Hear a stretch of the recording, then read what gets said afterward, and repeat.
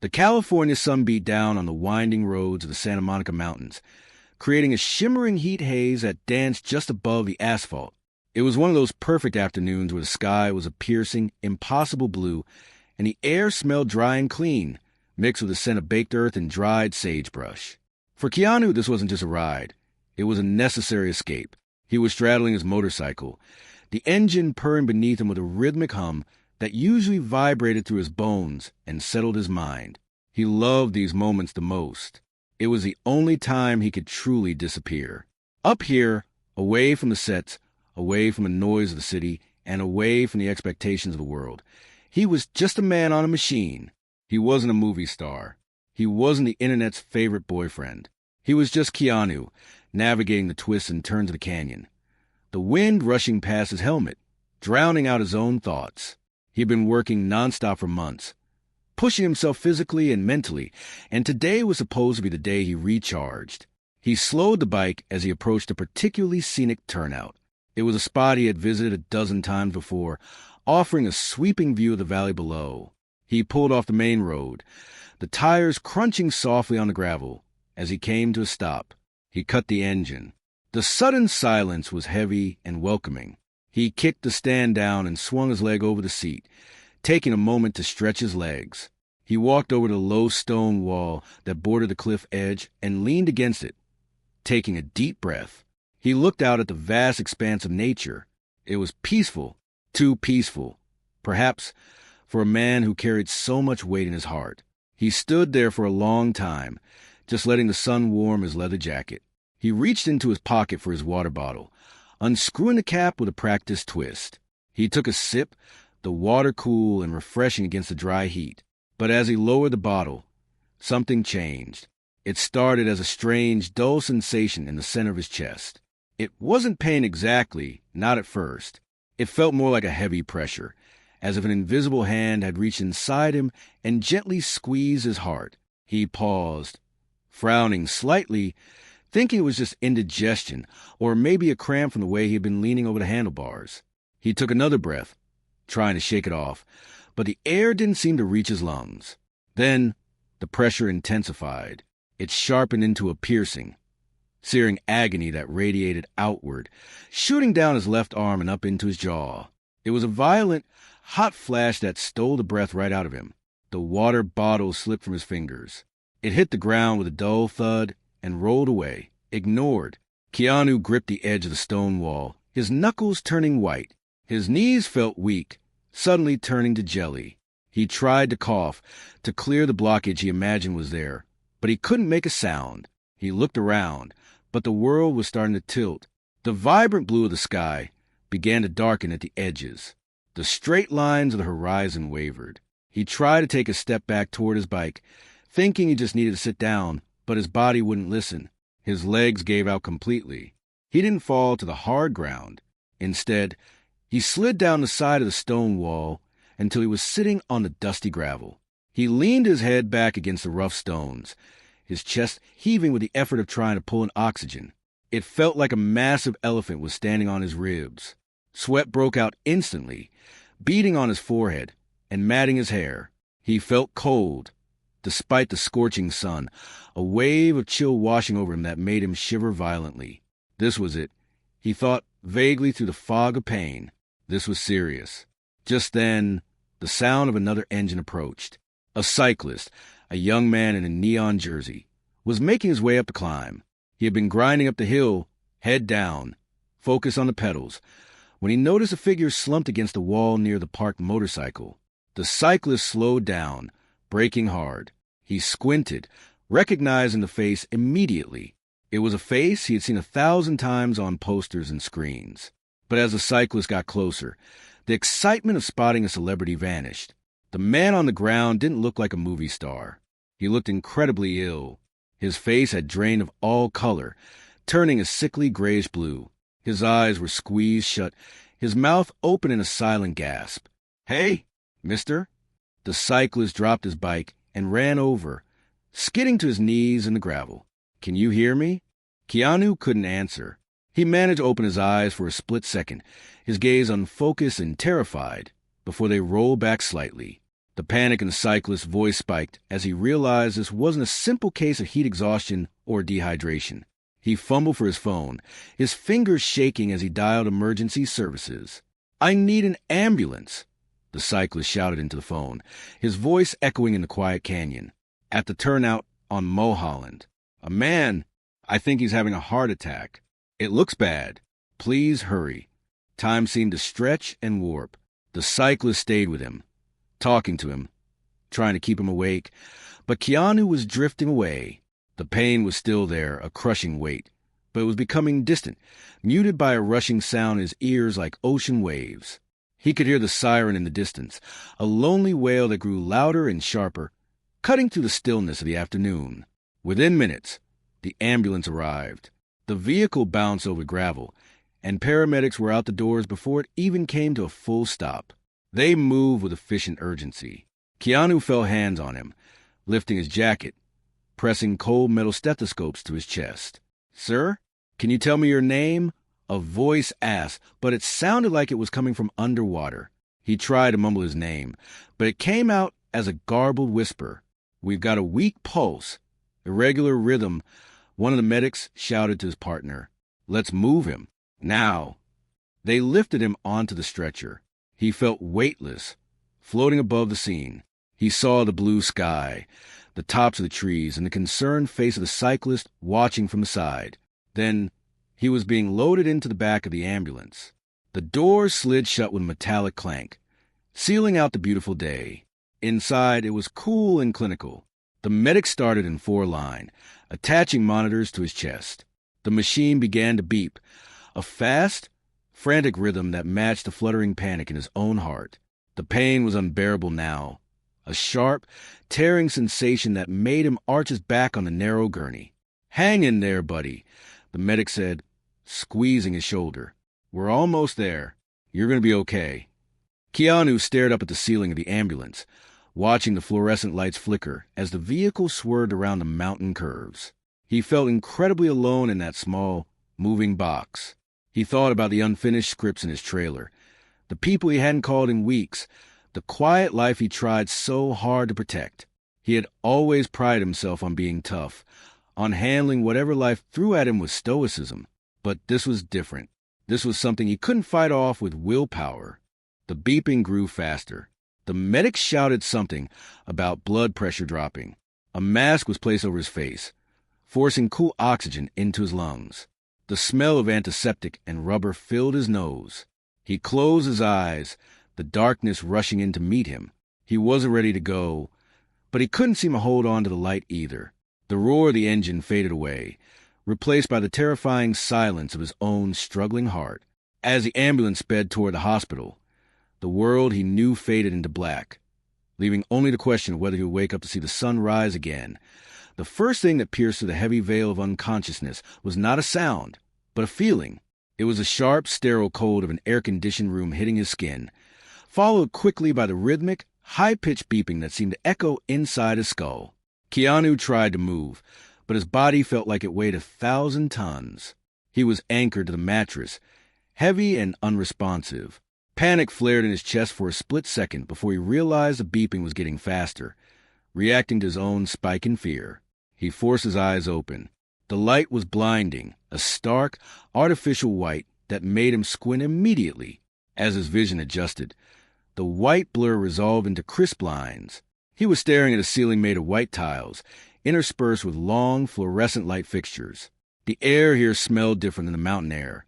It smelled of latex, rubbing alcohol, and that distinct metallic scent that exists only in places where people fight to stay alive. He was in a hospital. He tried to lift his hand to shield his eyes, but he couldn't. He looked down and saw the tubes. Clear plastic lines snaked out from his arms, connected to bags of fluid hanging on metal poles by the bed. Wires with small, sticky pads were attached to his chest, monitoring every beat of his heart. He felt a mask over his face, pumping cool, moist oxygen into his lungs with every breath. He felt trapped like a fly caught in a web. A soft swoosh sound broke the repetitive beeping. A glass panel slid open, and a nurse bustled into the room. She was wearing blue scrubs and had her hair pulled back tight. She didn't look at him with the awe or curiosity that he was used to seeing in strangers. In here, he wasn't a celebrity. He was just a patient in critical condition. "You're awake," she said, her voice calm but professional. She moved to the monitors, tapping on the screen with a pen. "That's good. Don't try to move. You're in the intensive care unit. You gave us quite a scare." Keanu wanted to ask what happened. He wanted to know how long he had been there, but the mask was in the way, and his throat felt like it had been scrubbed with sandpaper. He managed a small nod instead. The day passed in a blur of fragments. There was no sun, only the constant, unwavering fluorescent lights overhead. Different people came in and out. A technician took blood, his movements efficient and practiced. Another nurse changed the 4 bags. They all moved around him with a quiet urgency that terrified him more than if they had been screaming. He could see it in their eyes, the way they avoided holding his gaze for too long, the tightness in their mouths. They were worried. Time lost its meaning. Minutes felt like hours, and hours felt like minutes. He drifted in and out of sleep, never resting deeply. Every time he closed his eyes, he saw the image of the blue sky and the stone wall, followed by the darkness that had swallowed him. He remembered the cyclist's face, twisted in panic. He remembered the feeling of his heart betraying him.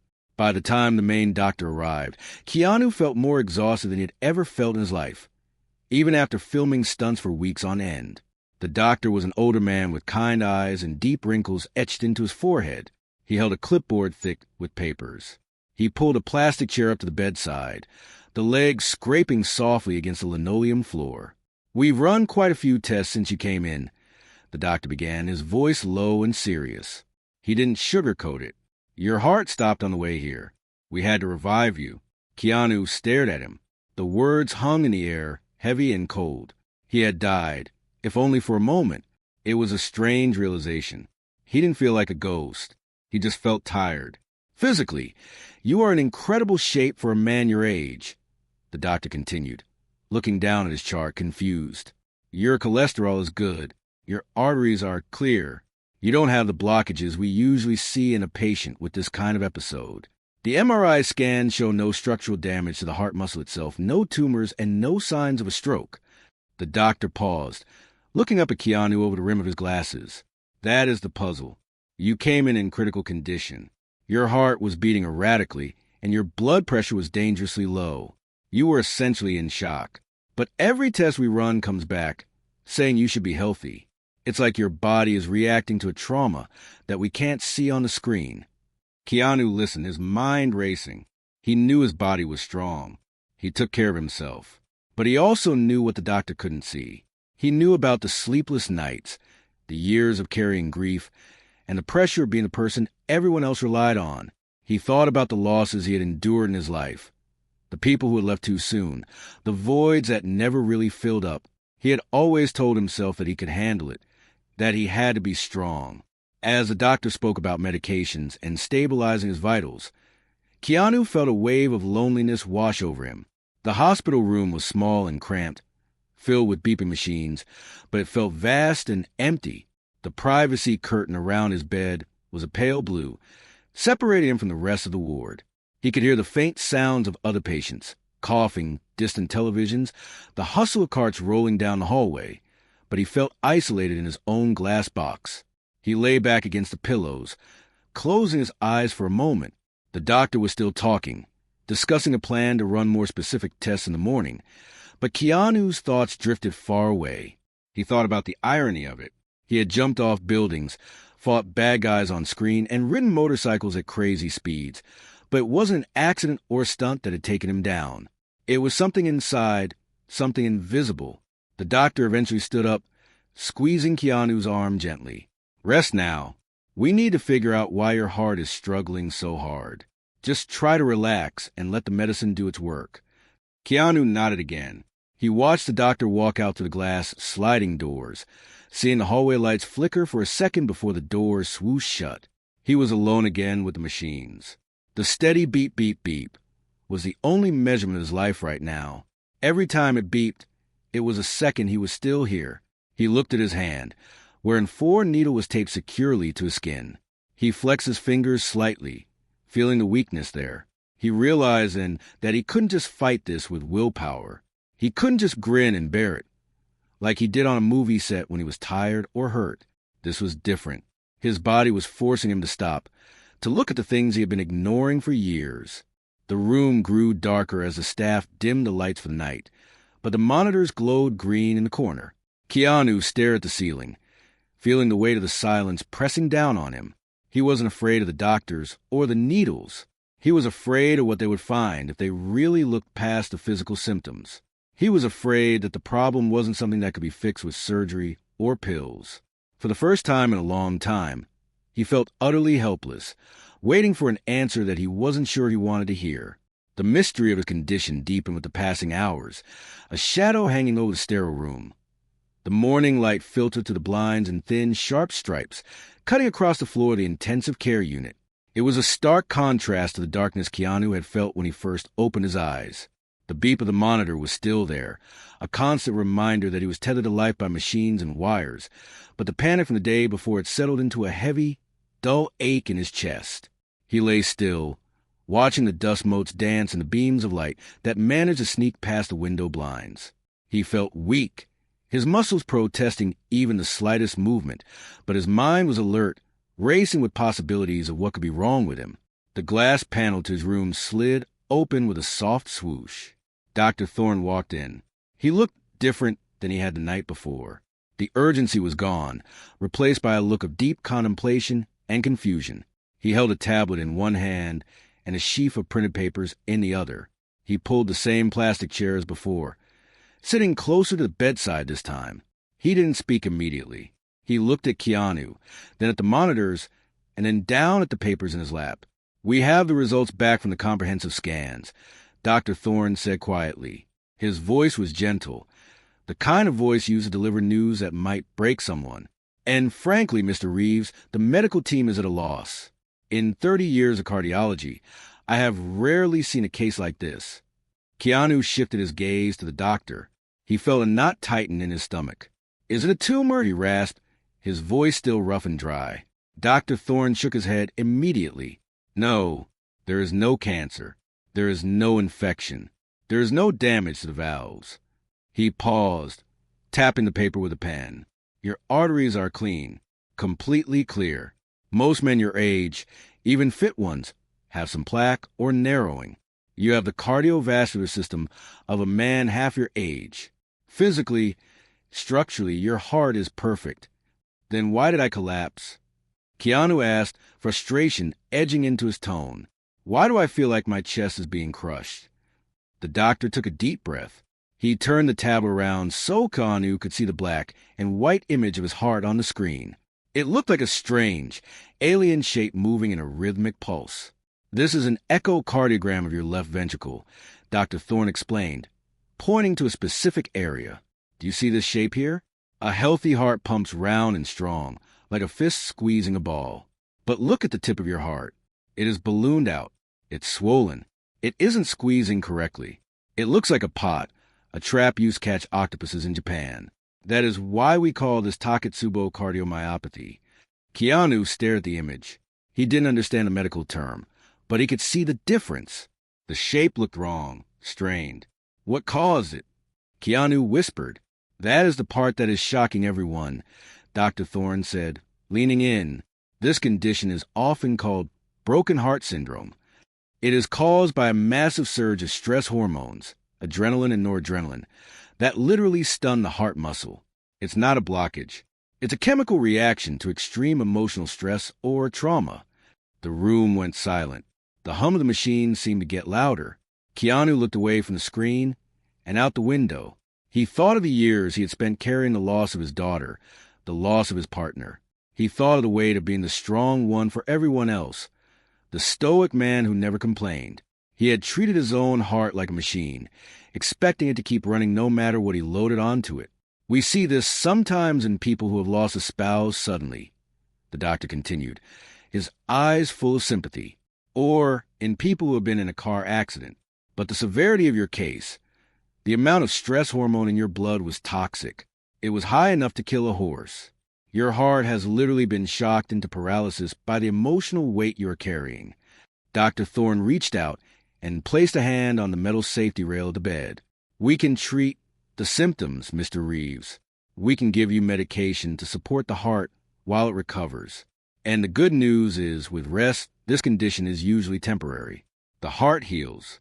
But I cannot prescribe a pill for what is actually causing this. I can fix the pumping, but I cannot fix the sorrow." Keanu felt a lump form in his throat, hard and painful. He had always prided himself on his resilience. He was a guy who did his own stunts, who rode motorcycles through storms, who kept working even when his personal life was crumbling. He thought being strong meant not feeling the pain, or at least not letting anyone see it. He thought if he just kept moving, the grief wouldn't catch up to him. But here he was, lying in a hospital bed, his heart distorted and failing, because he had refused to stop. He realized then that the body keeps the score. Every funeral he had attended quietly, every tear he had swallowed, every lonely night he had smiled through, it had all gone somewhere. It had pooled in his chest, turning into a poison that was slowly shutting him down. "I didn't know," Keanu said softly, moored himself into the doctor. "I thought I was handling it." Dr. Thorne stood up slowly. "You are human, Mr. Reeves. Even the strongest hearts can break under enough pressure. You have to stop carrying it all alone. It's killing you." The doctor wrote a few notes on the chart at the foot of the bed, gave a small, respectful nod, and walked out of the room. The glass door slid shut behind him, leaving Keanu alone with the truth. He lay there for a long time, staring at the ceiling. The diagnosis felt like a verdict, but also, strangely, like a reprieve. It wasn't a mysterious disease that would eat him alive. It was grief. It was pain. It was something he understood, something he'd been fighting in the dark for years. Knowing what it was didn't make the hurt go away, but it changed it. It wasn't betrayal of his body anymore. It was a cry for help from his own soul. He looked at the monitor again. The line spiked and dipped, tracing the struggle of his heart to find its rhythm. He took a deep breath, wincing slightly at the residual soreness in his chest. He realized that for the first time in a long time, he didn't have to be the cool guy. He didn't have to be the movie star who takes a hit and keeps going. Here, in the sterile room, he just had to be a man with a broken heart that needed time to mend. The silence in the room wasn't as heavy as before. It felt like a clean slate. The shock of the diagnosis had worn off, leaving behind a quiet determination. He knew the road ahead wasn't just about physical recovery. It was about finally facing the things he had buried. It was about learning that being strong wasn't about holding everything in. It was about having the courage to let it out. As he closed his eyes, exhausted by the emotional weight of the conversation, he realized that healing wasn't going to start with medicine. It was going to start with forgiveness, forgiving himself for not being invincible. The quiet that settled over the room after the doctor left was heavy, but it was different from the silence before. Before, it was a silence of uncertainty, a vacuum where fear lived. Now it was a silence of truth. Keanu lay still against the pillows, his eyes tracing the pattern of the ceiling tiles again. He felt exposed, raw, as if someone had peeled away his skin and left his nerves open to the air. The diagnosis of broken heart syndrome wasn't just a medical term. It felt like a judgment on how he had lived his life for the past 2 decades. He turned his head slowly to the side, looking out the window. The sun was higher now, casting bright, geometric shadows across the floor. It was a beautiful day, the kind of day that made you feel glad to be alive. But he felt a profound disconnect from that world outside. The world of the living, the moving, the breathing. He was stuck in this stationary room, forced to confront the fact that his own heart had literally given up under the weight of his sorrow. He thought about the people he had lost. He saw their faces clearly in his mind's eye, smiling, laughing, alive. He thought about the funerals where he had stood tall, dressed in black, shaking hands and offering thanks to mourners. He remembered being the pillar of strength for his sister, holding her hand while doctors spoke grim prognosis. He had taken the grief of others and added it to his own, packing it down tight into a box in his chest. And then he had locked that box and thrown away the key. He thought that if he didn't open it, the pain couldn't hurt him. He thought that if he kept moving, the darkness would never catch up. He was wrong. The darkness hadn't caught him from the outside. It had grown from inside. The sliding glass door opened again, breaking his reverie. A different nurse walked in. She was younger, with kind eyes that crinkled at the corners when she saw he was awake. She carried a basin of warm water and a towel. She didn't have a clipboard or syringe. She was just there to check on him. "Good morning," she said softly, keeping her voice low. "I thought you might like to freshen up a bit. It helps to feel clean." She moved around the bed with gentle efficiency. She dampened a cloth and began to wipe the sweat and grime from his face and hands. Her touch was light, motherly almost. It wasn't clinical. It was human. She didn't ask him about his movies or why he was famous. She didn't ask for a selfie. She just saw a man who was tired and in pain. As she wiped his forehead, Keanu felt a lump rising in his throat again. It was such a simple gesture, but it broke through the last of his defenses. He wasn't a tough guy right now. He wasn't an action hero. He was just a patient who couldn't even wash his own face. "You know," the nurse said quietly as she wrung out the cloth in the basin, the water splashing softly, "we see a lot of people in here, and the ones who hold it all in, the ones who try to be strong for everyone else, they are usually the ones who stay the longest." She looked him in the eye, her gaze open and non-judgmental. "You don't have to be strong in here, Mr. Reeves. It's just us. The machines don't care if you cry, and neither do I. You can put it down for a while. You don't have to carry that heavy suitcase every single second." She squeezed his hand gently, patted it, and then turned to leave the room to give him some privacy. "Just press the button if you need anything," she added before the door slid shut. The room was empty again. Her words hung in the air, mixing with the scent of the soap she had used on his face. "You can put it down." Keanu stared at the blank wall. He tried to take a deep breath, but his chest hitched. He tried to swallow, but his throat felt tight. He thought about the suitcase of grief he had been carrying. He thought about how heavy it was, how it had bent his spine until his heart literally changed shape. Suddenly, a tear escaped from the corner of his left eye. It was hot and fast, tracking a path through the stubble on his cheek and disappearing into the pillow. He didn't wipe it away. Then came another, and another. Soon, the tears were coming faster than he could control them. He didn't make a sound at first. He just let the tears flow. He squeezed his eyes shut, and the dam he had built so carefully over the years finally burst. He saw his daughter's face. He saw his partner's smile. He felt the unfairness of it all, the crushing, aching unfairness of a world that could take so much and leave a person standing in the wreckage. A low groan escaped his lips, a sound of pure animal pain. He turned his face into the pillow, his shoulders shaking. He cried for the past, for the loneliness that had been his constant companion, for the kindness of a stranger with a washcloth, and for his own foolish heart that had tried so hard to protect him. He let it all out. He cried until his eyes burned and his nose was stuffed. He cried until his body was exhausted, every muscle trembling with the release. It wasn't a breakdown. It was a breakthrough. It was the purging of the poison that Dr. Thorne had talked about. As he wept, something strange began to happen. The crushing pressure in his chest, the vice grip that had been holding him hostage for days, began to loosen. It was a physical sensation, like a tight knot being untangled. The adrenaline that had been stewing in his blood, keeping his heart in a state of terrified spasm, was finally being flushed out of his system. He was letting go, and his body was responding. He lay there for a long time, his face wet, his breathing ragged. He felt empty, but in a good way. He felt hollowed out, making space for something new to eventually grow in. Eventually, the tears slowed. He took a deep, shuddering breath. It was the first deep breath he had taken since the accident. It didn't hurt. The air rushed into his lungs, filling him up, and he let it out slowly. He opened his eyes, which felt puffy and swollen, but strangely clear. He looked over at the monitor. The numbers on the screen had changed.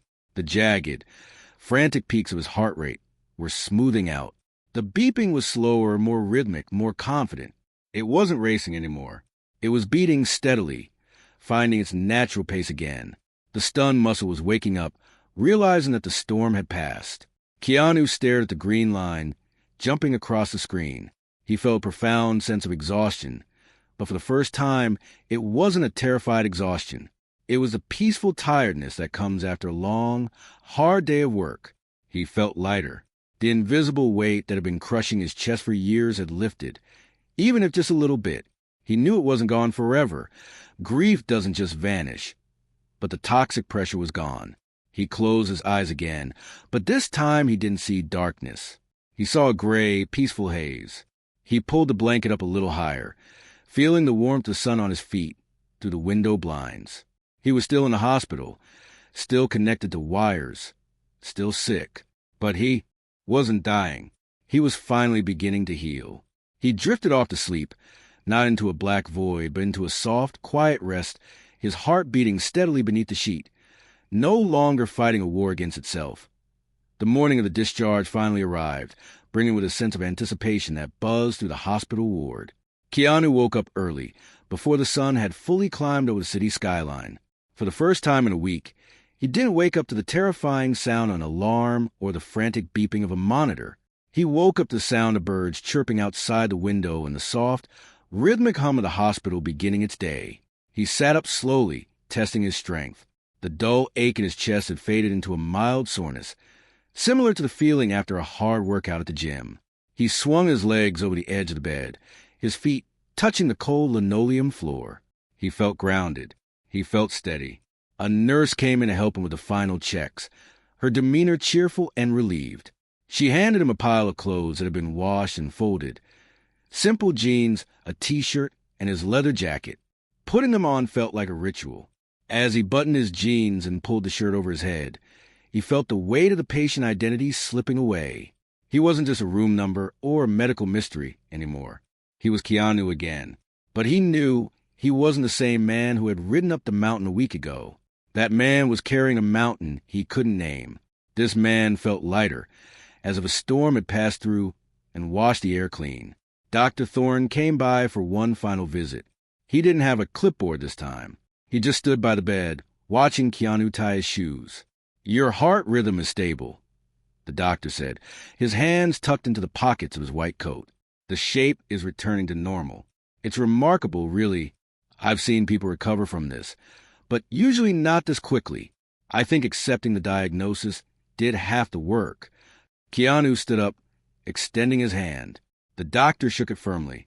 "Thank you for saving my life," Keanu said, his voice strong and clear, "and for telling me the truth." Dr. Thorne smiled, a genuine, warm expression. "Take care of yourself. And remember, hearts are resilient, but they aren't indestructible. Treat yours with kindness." With a final nod, Keanu walked out of the room. He didn't look back. He walked down the long, brightly lit corridor, passing the nurse's station. The staff waved, some offering thumbs up or soft smiles of goodbye. He pushed the button for the elevator. The ride down felt like descending from a mountain peak back into the real world. When the automatic glass doors of the hospital entrance slid open, the world rushed in. The noise of the city, traffic, sirens, people talking, hit him like a physical wave. It was chaotic and loud, a stark contrast to the controlled quiet of the ICU. The sun was blindingly bright, forcing him to squint as he stepped out onto the sidewalk. He took a deep breath, filling his lungs with the smog-tinged but sweet air of freedom. He wasn't surprised to see them. As soon as he stepped out, the flashes started. A small group of photographers had been camping out, waiting for the moment he would leave. They shouted his name, holding up massive cameras with long lenses, their shutters clicking like a swarm of mechanical insects. They expected a story of tragedy. They wanted to see a frail man, someone broken by sickness, maybe hiding his face or rushing into a waiting car to escape. Keanu stopped. He stood on the top step of the entrance, the sunlight catching the dark texture of his leather jacket. He didn't put his head down. He didn't cover his face. He looked at them, really looked at them. He saw the curiosity in their eyes, the hunger for a headline, but he didn't feel anger. He didn't feel the need to hide. He just felt a profound sense of peace. He offered a small, polite nod. It wasn't a smile for the camera, but a simple acknowledgement of their presence and of his own. Then, he turned and walked toward the parking structure where his motorcycle had been stored. The crowd parted slightly, stunned by his calm demeanor. He wasn't running. He found his bike in the corner of the garage, covered in a thin layer of dust. Seeing the machine brought back the memory of the collapse, the fear, the pain, the helplessness. For a second, his heart fluttered. Old habits die hard, and the instinct to panic tried to grab him. He closed his eyes and took a breath, reminding himself of what Dr. Thorne had said. You can put it down. He reached out and touched the handlebar. It was cold and solid. He wasn't afraid of it. He realized that the bike wasn't the problem. The road wasn't the problem. The problem had been what he was carrying inside. He swung his leg over the seat, settling into familiar posture. It felt right. It felt like coming home. He put on his helmet, fastening the strap under his chin. The world became muffled again, enclosed in his own quiet space. He inserted the key and turned it. The engine roared to life, the vibration traveling up through the seat and into his spine. It was a powerful feeling, but this time it didn't make him want to run away. It made him want to move forward. He rode out of the garage and into the stream of traffic. He didn't head immediately for the safety of his house. Instead, he pointed the bike toward the coast. He needed to see the ocean. He needed to feel the wind on his face. As he picked up speed, the city blurred around him. He passed cars, buildings, and people, all of them moving in their own directions. The wind rushed past his helmet, whistling a song of freedom. He leaned into the curves, feeling the gravity pull at him, testing his balance. He responded with precision and control. He rode for miles until the tall buildings of the city fell away and the wide expanse of Pacific Ocean opened up before him. He pulled over at the same cliffs where he had watched the sunset so many times before, but not the spot where he collapsed. He found a new spot, one with a clear view of the water. He cut the engine and pulled off his helmet. The air here smelled of salt and kelp. It was cool and refreshing. He sat on a concrete barrier, looking out at the endless blue water. The waves crashed against the rocks below, a rhythmic, eternal sound. He thought about the story that would probably be in the news tomorrow. They would say he had a health scare, that he was rushed to the hospital, and that he was lucky to be alive. They might even mention the broken heart syndrome. But they wouldn't really understand. They would see it as a medical curiosity. But Keanu knew the truth. It wasn't just about his heart. It was about his soul. He had been given a second chance. Not because he was lucky, but because he had finally learned to let go. He realized that true strength wasn't about carrying the weight of the world on your shoulders without complaining. True strength was having the courage to set the weight down when it became too much. It was allowing yourself to be human, to be broken, and to heal. He sat there for a long time, just watching the water. He didn't feel the need to rush back to work. He didn't feel the need to prove anything to anyone. He was just here, a part of the world, breathing in and out. His heart beat steadily in his chest, a quiet, persistent drum marking the rhythm of his new life. He wasn't just surviving anymore. He was ready to live. Finally, truly live.